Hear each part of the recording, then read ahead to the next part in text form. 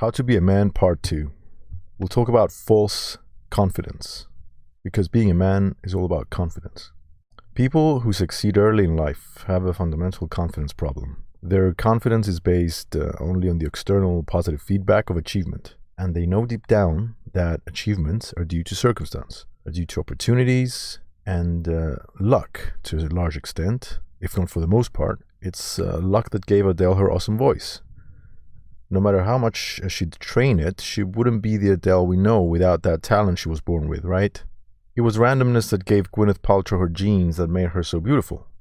Let's face it, she didn't become successful and famous for her superior acting. It was a mere chance that Floyd Mayweather was the son of a boxer who gave him the exposure, opportunity, and support from a young age to become one of the greatest boxers ever.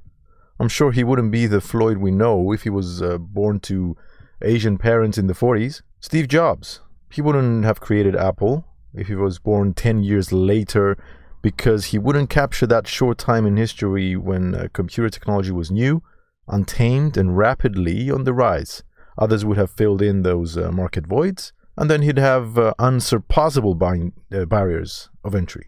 These are early bloomers, as I like to call them. They never had to develop a strength of character that is solid and unwavering, regardless of bad circumstances and negative external feedback. Elliot Hulse, a YouTube personality, he says it well, even though I don't agree with everything he says. When he talks about you only needing internal validation, not external validation. These people with early success filled their self-esteem with external validation from an early age. Too early, and they never had to work on filling it with internal strength, also known as maturity. And by early, I mean you need the time in the gutter to become strong. And men need this the most.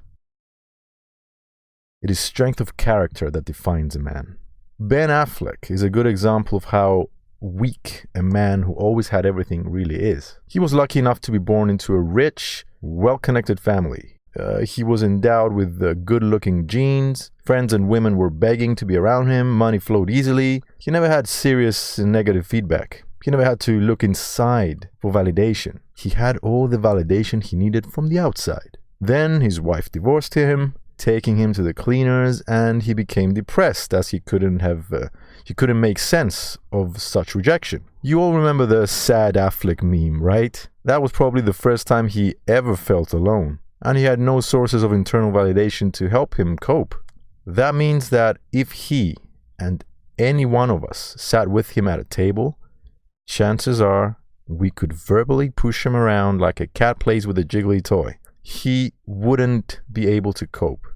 We would be stronger mentally than Ben Affleck. Another example that always stayed in my mind is my father, someone who came from an extremely abusive household and carried tons of insecurities growing up. But then he got one of the highest external validations ever. He became a doctor and gave up on his self-improvement because of the arrogance that sometimes goes with the title of doctor. It was easy to give up self-improvement and lay all his self-esteem on the external validation. So he stopped growing, and it shows how really insecure he still is. It's evident to everyone but him, that is. My brother is another example. He also came from an abusive household, but he made it in the military. And now that's his thing, his pride. Always remind himself of that external validation. He gave up on reflecting on his deeper insecurities, and now he seems confident.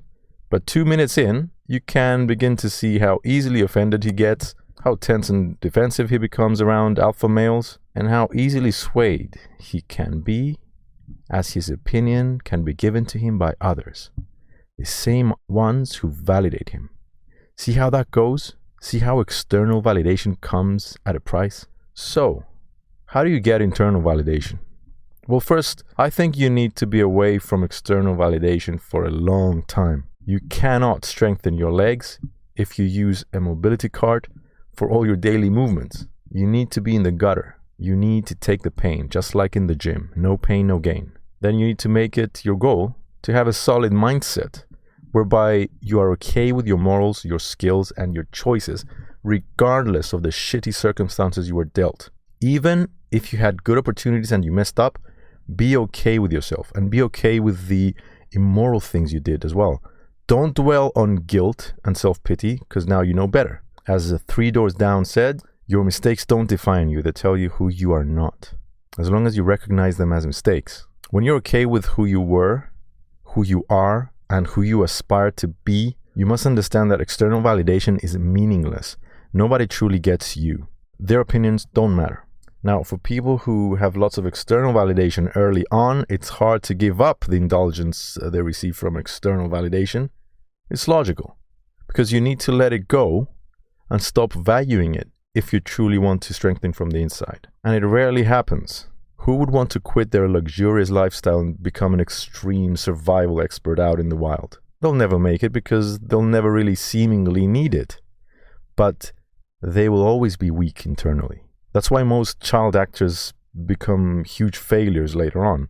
Or even if they do succeed, they can't handle their success. They feel a void in need of filling with drugs and extreme virtue signaling, faux cause activism, moral exhibitionism, and pathological altruism. If you want to be strong from the inside, you must let go of your need for all external validations first. You don't need it. It's easy and cheap.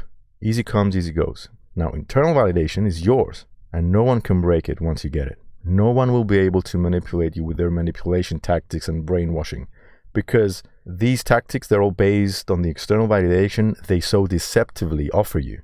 And they won't be able to put you down with their disapproval either, because you don't require their cheap validation. Now, to sum up, make inner dialogues. Make peace with your past mistakes and your current flaws. Acknowledging them will distance you from them. Aspiring for something better will bring you closer to it. And this is how I think you get internal validation and how you truly become a man. Thank you for listening.